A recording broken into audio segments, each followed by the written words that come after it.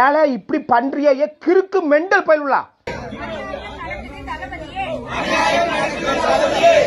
அண்ணா வணக்கண்ணே. என்ன அநியாயம் கோயம்பேடு மார்க்கெட்ல நடக்குண்ணே.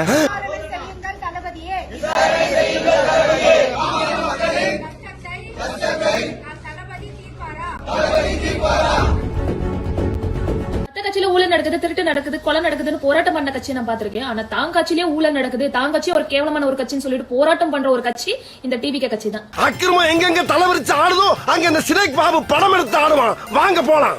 வாங்கண்ணே போலாம். சாபாஸ்.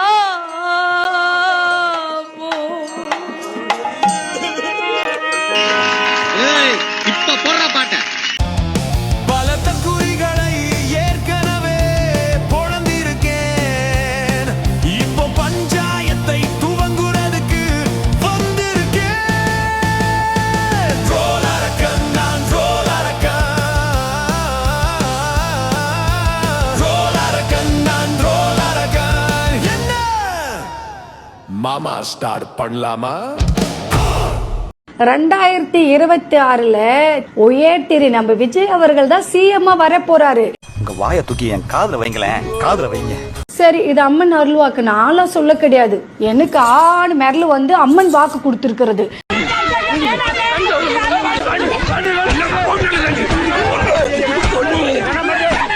நான் வந்து சொல்ல கிடையாது, நான் சாதாரண பெண்மணி. எனக்கு வாக்கு வந்து சொல்லிக்கிறத நான் அப்படியே சொல்லியிருக்கிறேன். சிங்கப்பெண்ணே சிங்கப்பெண்ணே ஆயுரே ஒரு சிறு ஒரே போய் சொல்லுனா நான் யாருன்னு எல்லாருக்கும் நிரூபிக்கிற நேரம் இது. அதில் பக்தர்களுக்கு அருள்வாக்கு சொல்லும் இந்த சாமியார் மலை ஏறினால் என்னவாகும் தெரியுமா? தொடரும் பிறப்பும் நான் வருவேன் கூட.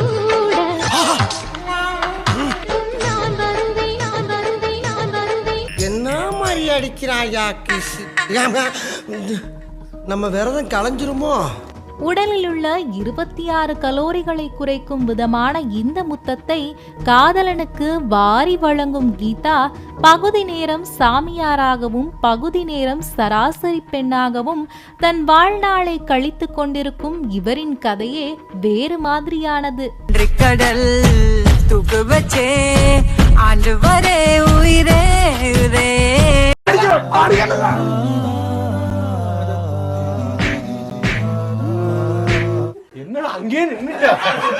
ஈரோடு பயணம் 16ஆம் தேதியில இருந்து 18ஆம் தேதிக்கு மாறி இருக்கு. அவரை பத்தி எனக்கு தெரியாதானே அண்ணே.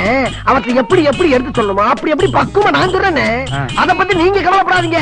அதுக்கான காரணத்தை கேட்டீங்கன்னு வைங்களேன், இவர மாதிரி ஒரு அரசியல் தலைவரே இல்ல அப்படின்னு நீங்களே அவரை வந்து தமிழை தூக்கி கொண்டாடுறீங்க. அப்படிப்பட்ட காரணம் தான் அது. என்ன பரிச்சையில பயிலான மாதிரி சொல்ற? விவரமா சொல்லுப்பா. வேற ஒண்ணு இல்லைங்க, த்ரிஷாவோட கோவா போயிருக்காரு. ஆனா பாதி என்னடா சின்ன பிள்ளைத்தனமா இருக்கு.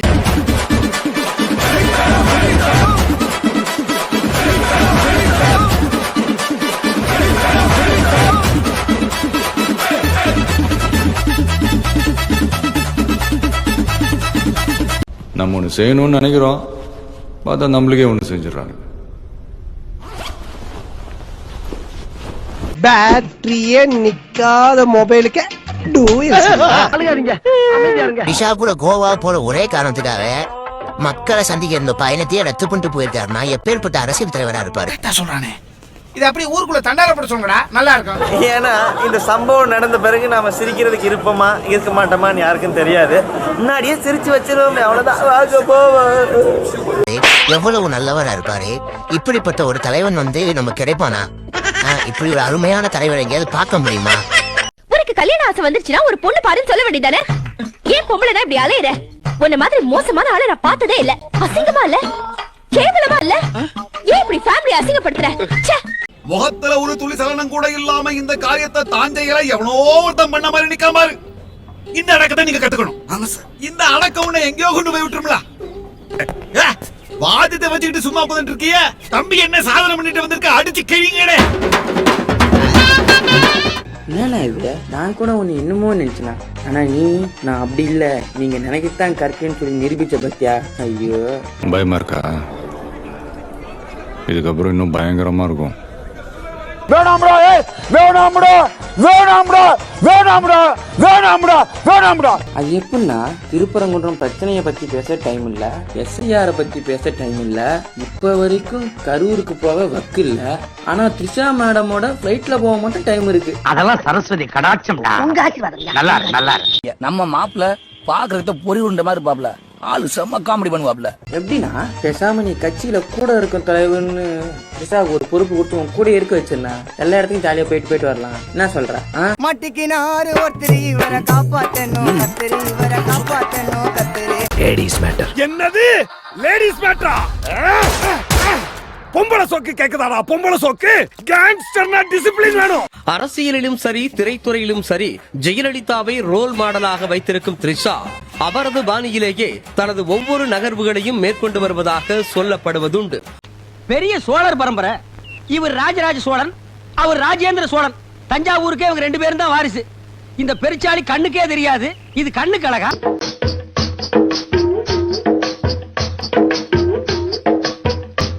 ஜெயலலிதா எப்படி கோவில்களுக்கு யானைகளை தானமாக வழங்கி வந்தாரோ அதே ரூட்டை எடுத்திருக்கும் த்ரிஷாவும் அருப்புக்கோட்டையில் உள்ள விநாயகர் கோவிலுக்கு கஜா என்ற இயந்திர யானையை தானமாக கொடுத்திருக்கிறார். வள்ளல் பரம்பரை பித்தளை அள்ளி அள்ளி கொடுக்கறாங்க. சொன்னம் சேச்சி இது நோக்க சொன்னம். யோ அது தங்கம் இல்லையா, பித்தளை பித்தளை.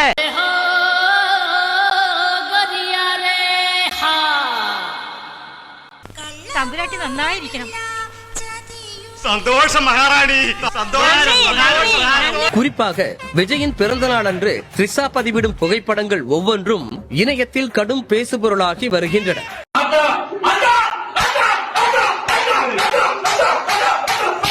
இந்த நிலையில்தான் அவரது நெருக்கமான நட்பை பயன்படுத்திக் கொண்டு அரசியலில் பெரிய அளவில் பதவிகளை பெற த்ரிஷா காய் நகர்த்தி வருவதாக சொல்லப்படுகிறது.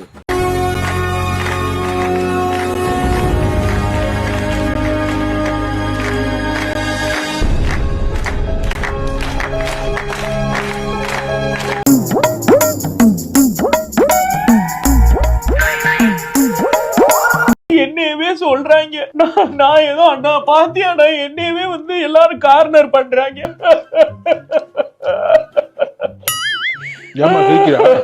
அழுகிறேன்டா. இதுக்கு தான் நான் பைபாஸுக்கே வர மாட்டேன்னு சொன்னேன். என் ரேஞ்சுக்கு ஒரு தவறு செய்தான் அதை தெரிந்து செய்தான் அவன் தேவன் என்றாலும் விடமாட்டேன். அம்மா யாராவது முரட்டால ஓடிக்கிட்டு இருக்கா? யார் சொல்லி எழுதுறீங்க? யார் சொல்லி எழுதுறீங்க? நாட்டிய யார் சொல்லி ஸ்டேஷன் தெரியுமா? இல்ல இவ்வளவு ஓப்பனா எழுதிட்டு இருக்கீங்களே அதான். இல்ல யாருன்னா ஓனர் இதுக்கு?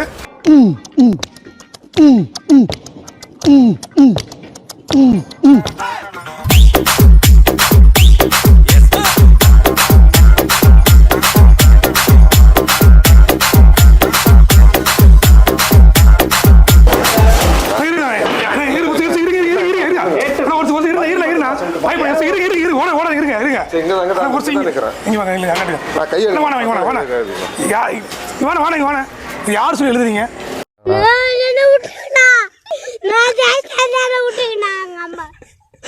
ஒன்னும் பண்ண மாட்டாங்கடா, கார்ல எடுத்துன்னு போவாங்க.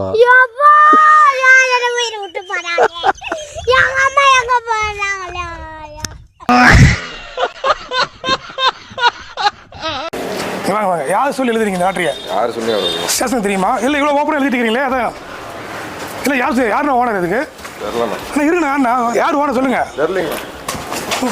எடுத்து ஃபாலோ பண்றேன்.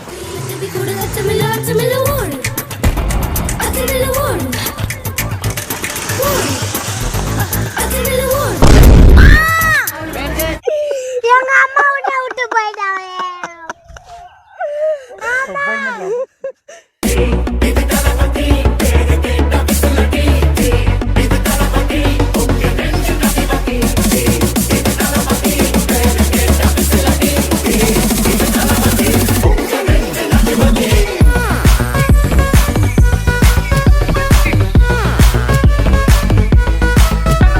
நாம் வந்து படம் பிடித்த உடனே அந்த லாட்டரி விற்பனை செய்து கொண்ட நபர்கள் 3 பேரும் தப்பித்து ஓடிருக்கிறார்கள். உடனடியாக இது போன்ற சட்டவிரோத செயல்களை வந்து சேலம் மாநகர போலீசார் கண்டு உரிய நடவடிக்கை எடுக்க வேண்டும் என கோரிக்கை எழுந்திருக்கிறது. அஜித்குமார் லாக்அப் எடுத்ததுக்கு அப்புறம் 2 நாளே அதுக்கு குற்றச்சாட்டு இருக்காரு, போராட்டம் பண்ணிருக்காரு. ஆனா பிறப்புக்கும் எல்லாருக்கும் என்று அந்த மாதிரி ஒரு கொள்கையை கட்சி கொள்கையை வந்துருக்கு. இப்போ இந்த கம்யூனிஸ்ட் பத்தி வாயை திறக்காம இருக்கிறதுக்கு என்ன காரணம் நினைக்கிறீங்க? யாரு வாயை திறக்காம இருக்கா? தாவேகா தலைவர் விஜய். தாவேகா விஜய் கேட்க வேண்டிய கேள்வி எங்கிட்ட கேக்குறீங்க? அதற்கு பின்னாடி என்ன ஒரு அவர் ஏன் அப்படி வாயை திறக்காம இருக்காரு? அன்னைக்கு ஷூட்டிங் இருந்திருக்காது, நீ ஷூட்டிங் இருந்திருக்கும். என்ன மச்சான், உன் சித்தப்பா அவமானம் தாங்க முடியாம தூக்கில தொங்கிட்டானா? அந்த நாய் அப்படி எல்லாம் பண்ணாது.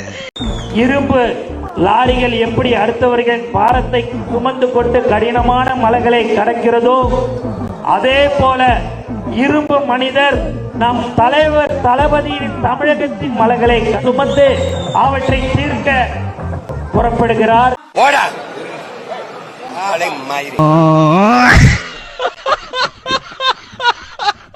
நான் இப்ப வந்து படையப்பா படத்துக்கு போயிட்டு நான் எங்க அக்கா வீட்டுக்கு வந்திருக்கேன். என் கார்ல எப்படி அடிச்சு வச்சிருக்கானுங்க பாரு.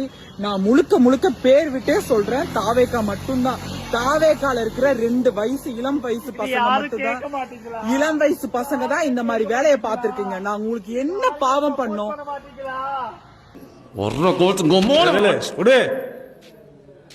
புதுச்சேரியில சட்டம் ஒழுங்கு யார் கையில இருக்கு? காவல்துறை யாருக்கு அதிகாரம் அதிகம்? மாநில அரசுக்கா? யாருக்கு சார்? சார் லெப்டினன்ட் கவர்னர் சொல்றதா சார், அவர் தான் உண்மையான சிஎம். யார் சார் அங்க? இப்போ பாஜக தானே சார். அப்ப நீங்க மறைமுகமா யாரை பாராட்டிருக்கீங்க? எல்லாம் தெரிஞ்சும் நாங்க தெரியாத மாதிரி நடிச்சுட்டே இருப்போமா? எங்களை முட்டாளாக்கிட்டோம் நீங்க நினைச்சே இருப்பீங்களா? பாஜக மட்டும் இல்ல, அவர் குஜராத் ஸ்டேட்ல இருந்து மோடியோட வந்தவர் குஜராத்ல இருந்து மோடியோட வந்தவர். அங்க லெப்டினன்ட் கவர்னர். நீங்க அவர் தான் அங்க. இங்க மாநில அரசு மாதிரி முதலமைச்சர் கையில இல்ல, பாஜக கையில தான் எங்க இருக்குங்க சட்டம் ஒழுங்கே இருக்கு. வழங்குறவனா தண்ணி தண்ணியமா தான் இருப்பான். தண்ணியாதான் அவன் தண்ணி தான் ஓடுது, உடம்புல ரத்தம் ஓடல, சாராயம் ஓடிக்கிட்டு இருக்காங்க தெரியுமா உனக்கு? முதல்ல அப்படி வந்து இவன்லாம் வந்து விரதம். கடந்த ஆண்டு ஒரு 9 வயது சிறுமி கஞ்சா போதை ஆசாமிகளால் பாலியல் வன்கொடுமை செய்யப்பட்டு படுகொலை செய்யப்பட்டு சாக்கு மூட்டையில கட்டி சாக்கடையில வீசப்படுறான். ஒட்டுமொத்த புதுச்சேரி அதிர்ந்து போய் அந்த குழந்தையை தேடுது 2-3 நாளா. அப்புறம் சாக்கு மூட்டையில கிடந்த குழந்தை கண்டுபிடிக்கப்பட்டுச்சு. இது ஒன்னு சொல்றேன். இது மாதிரி அங்க தமிழ்நாட்டை விட பன்மடங்கு கிரைம் அதிகமா இருக்கக்கூடிய ஒரு மாநிலத்தை நீங்க சட்டம் ஒழுங்கு சிறப்பா இருக்கிற வரைக்கும் பாராட்டுவீங்க. கருவாய இவன் 10 பேரை பந்தாடி இருக்கான், 2 பொண்ணுங்களை பாலியல் பலாத்காரம் பண்ணிருக்கான், நம்ம பயிர் எல்லாத்தையும் நாசம் பண்ணிருக்கான். அது மட்டும் இல்ல, 3 பேரோட சங்க கிடைச்சிருக்காரு. எங்க தலைக்கு எவ்வளவு தில்லு பத்தியா? திருப்பரங்குன்றம் வாரத்துல பேச மாட்டீங்க, பாஜக என்று பெயர் சொல்ல மாட்டீங்க, எதுவுமே பண்ண மாட்டீங்க. இப்படி குறுகுறுன்னு பாத்தீங்கன்னா நான் உன்னை பார்த்தா தானடா நீ என்ன பாக்குறது எனக்கு தெரியும். பார்க்க மாட்டேன்டா, தம் கட்ட முடியலப்பா. ஆனா நீங்க பிஜேபி நீங்க எதிர்க்கிறீங்க, அதை நாங்க நம்பணும். பாஜகவோடு கூட்டணி வைத்திருக்கக்கூடிய ஒற்றை காரணத்திற்காக நீங்கள் அஇஅதிமுகவையும் விமர்சிக்க மறுக்கிறீர்கள். பாஜகவுக்கும் உங்களுக்கும் என்ன உறவு? யாரை கொல்ல வந்தமோ அவன் நம்மளை பார்த்து கை தட்டுற அளவுக்கு என்ன டம்மி பீஸ் ஆக்கிட்டியட முட்டா பழகு. உன்னை வச்சுக்கிட்டு பட கூட சுட முடியாது. இதேதாங்க சின்ன வயசுல எங்க அம்மா சொல்லுவாங்க. அப்ப சொன்னதும் புரியல, இப்ப சொல்றதும் புரியல. போட்டு ஊரே மாத்துறீங்க, வெக்கமா இல்ல? சுத்தமா இல்ல. 162 கோயில் இடிக்கப்பட்டிருக்கிறது. நான் திரு பிரசனாட்ட கேட்கிறேன், இப்போ திமுக ஆட்சி 4 ஆண்டு காலத்துல எத்தனை சிறுபான்மை கோயில் இடிக்கப்பட்டது, ஆலயங்கள் இடிக்கப்பட்டது, நீங்க பட்டியல் கொடுங்க. இடிச்சது நேஷனல் ஹைவே ப்ராஜெக்டுக்காகவா இல்ல ஸ்டேட் ஹைவே ப்ராஜெக்டுக்காகவா? எத்தனை?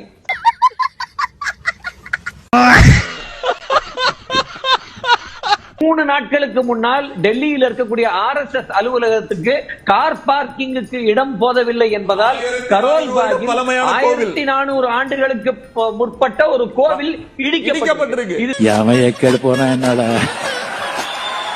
நீ நல்லா இரு, நீ நிம்மதியா இரு. இத பார்த்தாவது தமிழ்நாட்டில் இருக்கிற அந்த திமுக கவர்மெண்ட் கத்துக்கிட்டா நல்லா இருக்கும். எதை கொண்டு அடிக்கிறது? மூத்திர சந்துக்குள்ள எதையாவது பேசுற சின்ன பசங்க கிட்ட போய் சரி சமமா ஏறு போலாம். சரிதான், சின்ன பசங்க தான். எதை கழட்டி அடிக்கிறது? இதை பார்த்தாவது கத்துக்கணும் அப்படிங்கிறான். எது? பாண்டிச்சேரியில பிஜேபி கவர்மெண்ட் அலையன்ஸ்ல இருக்கு, அவங்க கூட்டணியில இருக்காங்க, அந்த ஆட்சி தான் நடைபெற்று கொண்டிருக்கிறது, அமைச்சரவையிலும் இடம்பெற்று இருக்காங்க.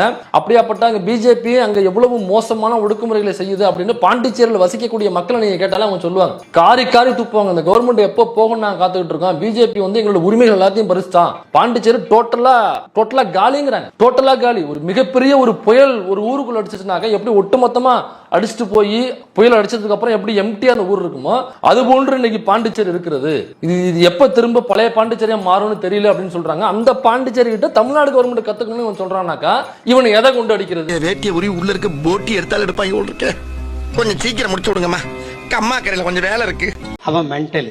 நான் போன கூட்டத்திலேயே சொன்னேன், அவன் எங்க கிரான பக்குவமா பார்த்து பின்னாடி போய் அவனை 2 கையிலையும் விலங்கு போட்டு அவனை எத்தனை கீழ்பார்க்க ஆஸ்பத்திரியில்.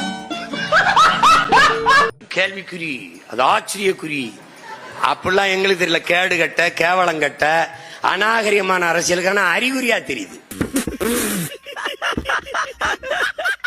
தமிழ்நாடுன்னு பேர் வச்சது பேரறிஞர் அண்ணா அல்ல, என் பாட்டன் பாரதி.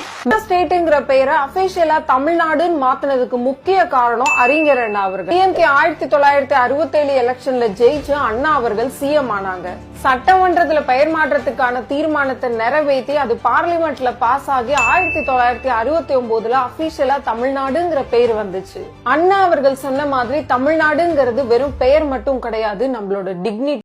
தமிழ்நாடுன்னு பேர் வச்சது பேரறிஞர் அண்ணா அல்ல, என் பாட்டன் பாரதி. ஆஸ்பத்திரிக்கு போங்கடா, எங்களை பார்த்து வயிற்றுல டீன் சாவாதி. தமிழ்நாடு என்கிற பெயரை அண்ணா வைத்ததற்கு பின்னால் அதுல ஒண்ணுமே இல்லையா, அண்ணா ஸ்டிக்கர் ஒட்டிட்டாராம். ஏன்னா பாரதி செந்தமிழ் நாடுன்னும் போதி நிலைன்னு எப்பவோ பாடிட்டாராம். பாரதி பாடினார் உண்மை, யார் மறுத்தார் அதை? பாரதி யாராவது கொச்சப்படுத்தினாங்களா? தண்ணி பண்ணாங்க இல்ல தண்ணி சும்மாதான் நம்ம தான் இங்க இருந்து போவேன், பாத்துருக்கேன் நானு சைடுல வருவேன். வண்டிக்கு சேலை கட்டிட்டு பாரதிக்கு இந்த அரசு விழா எடுக்க இல்லையா? இப்படி ஒரு நிலை இருக்கும் போது RSS அமைப்பு நடத்தக்கூடிய நிகழ்வில் போய் பங்கேற்று பாரதியை போற்றுகிறேன் என்கிற பெயரில் திராவிட இயக்கத்தை கொச்சைப்படுத்துபவர்களுக்கு பின்னால் இருக்கக்கூடிய நோக்கம் என்ன? இந்த கேள்விக்கு விட வேண்டும். நீ கேட்ட ஒவ்வொரு கேள்வி என்ன செருப்பால் அடிச்ச மாதிரி இருக்குடா. மாதிரி இல்ல, உண்மையிலே செருப்பால தான் அடிச்சது.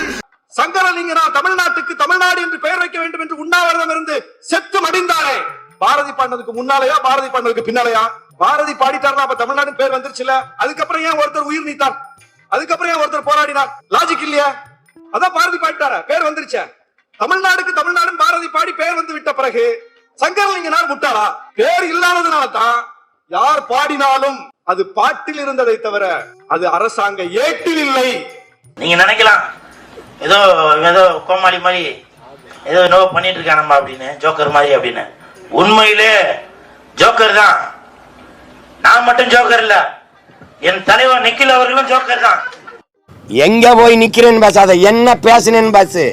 என்ன பேசணும்னு பேசு, இந்த வரேன், அதுக்கு தானே வந்திருக்கேன். நீ என்ன பேசணும்னு பேசுத மாமா, நான் வந்திருக்கேன். எங்க மாமா என்ன பேசினா தெரியுமா? அதுவும் இல்லாம சவாலை பாரு. ஒரு மணி நேரம் பேசியிருக்கேன்ல, என்ன பேசணும்னு எடுத்து பேசுறா. சரியான ஆண்மகன். சரியான ஆண்மகன். ஏன் பெண் மகள் பேசக்கூடாதா? ஆண்மகன் தான் பேசணுமா? இதுல ஒரு பக்கத்துல பின்னாடி எல்லாம் பெண்கள் இருக்கிறாங்க, அவங்கள வச்சுன்னா சரியான ஆண்மகன். இவெல்லாம் பெண் விடுதலை பேசுறான். பொருளாதார வல்லுநர் குழு அப்படின்னு ஒண்ணு அமைச்சாங்க. எங்கெங்க இருக்கு உங்க பொருளாதார வல்லுநர் குழு? ஒரு பெரிய பெரிய ஆளுங்க பேரெல்லாம் பட்டியல் கொடுத்தீங்க, ஏதாவது பண்றாங்களா? தமிழ்நாடு இன்னைக்கு சிரமப்படுது. இவனுக்கு ஒரு சீட் எடுத்து பாருங்க ஐயா, வெறும் பொய்யா சொல்லிக்கிட்டு தெரியலாம். பொருளாதார வளர்ச்சியில் ஒன்றுமே இல்லைன்னு அவருக்கு ஒன்றிய அரசின் மீது மோடியின் மீது என்ன கோபம்னு தெரியல. ஒன்றிய அரசு மோடி கொடுத்த அறிக்கைக்கு முரணாகவே அவர் பேசுறாரு.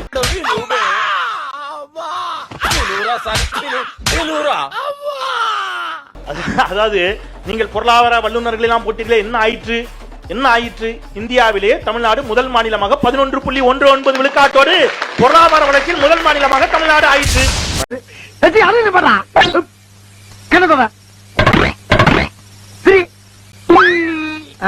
இப்ப இருக்கு மோகர நல்லா இருக்குது. என்ன சின்ன பிள்ளைத்தனமா இருக்கிறா? உங்களுடைய ஆட்சி ஊழலில் தாண்டவம் ஆடிக்கொண்டிருக்கிறது. ருக்கோ ஜரா, சபர் கரோ. ஊழல், லஞ்சம், பணம் இதை பத்தி எல்லாம் பேசினாங்க. எனக்கு என்னமோ பாலு ஜுவல்லர்ஸ் போனது ஞாபகத்துக்கு வந்தாரு.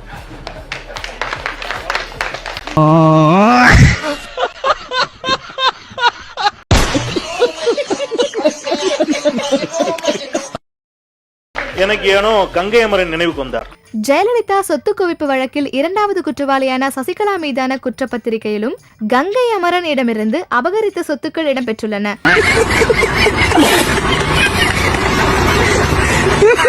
ஊழலுக்காக யார் தண்டிக்கப்பட்டார்கள், யார் சிறை சென்றார்கள் என்பதெல்லாம் நாட்டுக்கும் நாட்டு மக்களுக்கும் தெரியும். என்ன செருப்பால் அடிச்ச மாதிரி இருக்குடா. வைத்தியன் சார் தான் சொன்னார் நினைக்கிறேன், திமுக உறக்கத்தில் இருக்கிறது அப்படின்னு சொன்னார். எம்ஜிஆர் சிலைக்கு மாலை போட்டுட்டு அண்ணா சிலைன்னு சொன்னாரு ஐயா எடப்பாடி பழனிசாமி. அப்புறம் பக்கத்துல சரி எம்ஜிஆர் சிலை தேர்தலில் நான் செவனே தானா போய்க்கிருந்தேன், யாரு வம்பு தும்புக்காச்சும் போனா என்று மக்களிடம் வாக்குகளை கேட்டு வென்றதை மக்களாட்சி என்று சொல்லாமல் நீங்கள் மன்னராட்சி என்று சொல்லுகிறீர்கள். பூவத்தூர்ல ஏன் ஸ்டேட்மெண்ட் இல்ல, அதிகமான ஏலத்தொகைக்கு எடுக்கப்பட்டவர் ஐயா எடப்பாடி பழனிசாமின்னு அண்ணாமலை சொன்னார். கதை இப்படி போகுதா? அது பெரிய போர்டு இருக்கிறது, அதுக்கு என்ன செய்ய போகிறேன்னு கேட்டிருக்கிறீர்கள். அதை பொறுத்தவரையிலும் தொண்டர்கள் அதில் ஏறாது இருப்பதற்கு முள்கம்பிகள் சுற்றி விடப்படும். அப்போது அதில் ஏறுவதற்கு வாய்ப்புகள் இல்லை. அதே இடத்தில் எங்கள் தொண்டர் படைகள் 5 பேர்கள் அங்கே இருப்பார்கள், சீரடையோடு அதை கண்காணித்துக் கொள்வார்கள். மற்ற விவகாரங்களை கையில் எடுப்பது போல சாதி மதம் இனம் சார்ந்த விஷயங்களில் நம்ம வந்து ஒரு முன்னணி அரசியல் கட்சி ஒரு முன்னணி தலைவர் வந்து ஒரு கருத்து சொல்லும் பொழுது அது பல விளைவுகளை, நல்ல விளைவுகளையும் தீய விளைவுகளையும் ஏற்படுத்தும் என்ற பொறுப்பை உணர்ந்து நாங்கள் அந்த இடத்துல அமைதி காக்க வேண்டிய ஒரு நிர்பந்தத்துக்குள்ள இருக்கோம். அதெல்லாம் சிரிச்சுக்கணும். அதை வந்து ரொம்ப எப்படி சொல்றது, தனியாக உட்காந்து ரொம்ப ஆழ்ந்து சிந்திச்சுட்டு குழப்பிக்கிட்டு இருக்கக்கூடாது. அதெல்லாம் போகிற போக்கில் நகைச்சுவை, எத்தனையோ நகைச்சுவையில் வாழ்க்கையில் நடக்குது, அதை ஒரு சிரிச்சுக்கணும்.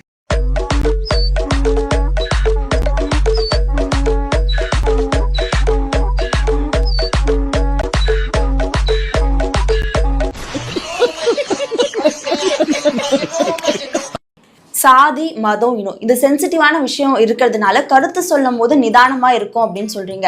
ஆனா இங்க ஒரு பிரச்சனை நடந்துட்டு இருக்குன்னா மக்களுக்கான நீதி தேவை. அந்த நீதிக்கான உங்களுடைய கட்சியோட நிலைப்பாடோ தலைவருடைய நிலைப்பாடோ என்னன்றதுதான் ஒரு முக்கியமான கேள்வி அங்க வைக்கப்படுது சார். அதாவது இந்தியாவில் வந்து 47 விடுதலை பெற்றாலும் 50 வந்து அது ஒரு தனக்கான ஒரு சட்டத்தை தனக்காக வந்து உருவாக்கணும். அது அண்ணல் அம்பேத்கர் வளர்த்து வந்த அரசியல் சட்டம்.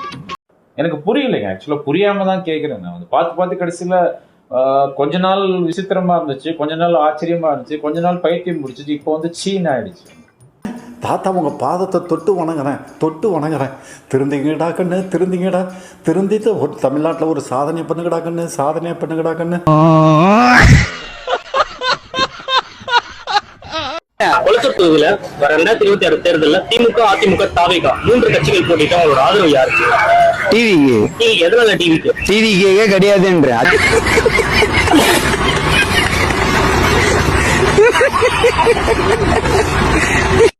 கிடையாது. நான் விஜய் ரசிகர் தான் ப்ரோ, ஓப்பனா சொல்றேன், விஜய் ரசிகர் தான். ஆனா அவருக்கு வந்து தெரியாது, ஓப்பனா சொல்ல போனா அவருக்கு வந்து இன்னும் தெரியாது. அவர் இன்னும் கத்துக்கணும், கொள்கை கோட்பாடே தெரியல. நீங்க அழுவுறீங்க? இல்ல சார், இல்ல கண்ணு கலங்குது. அழுவல சார், இல்ல வந்துடுச்சு. சாரி, அழுவுடா எரும மாடு, அழுவுடா. மதச்சார்பற்ற, நாங்கள் மத நல்லிணக்க. திருப்பரங்குன்றத்துல அவ்வளவு பஞ்சாயத்து நடந்துட்டு இருக்க, இங்க இருக்காரு விஜய். திருப்பரங்குன்ற விஷயத்தை பொறுத்த வரைக்கும் அது எங்கள் கொள்கை நிலைப்பாட்டுப்படி என்ன அப்படின்னா, மதத்தை வைத்து அரசியல் செய்யக்கூடாது. இதுதான் எங்க நிலைப்பாடு. இன்னைக்கு சிச்சுவேஷன் என்ன இருக்கு அப்படின்னா, யார் அரசியல் செய்றாங்க? இருதரப்பும் செய்றாங்கறதா வெளிப்பாடு. யாரு?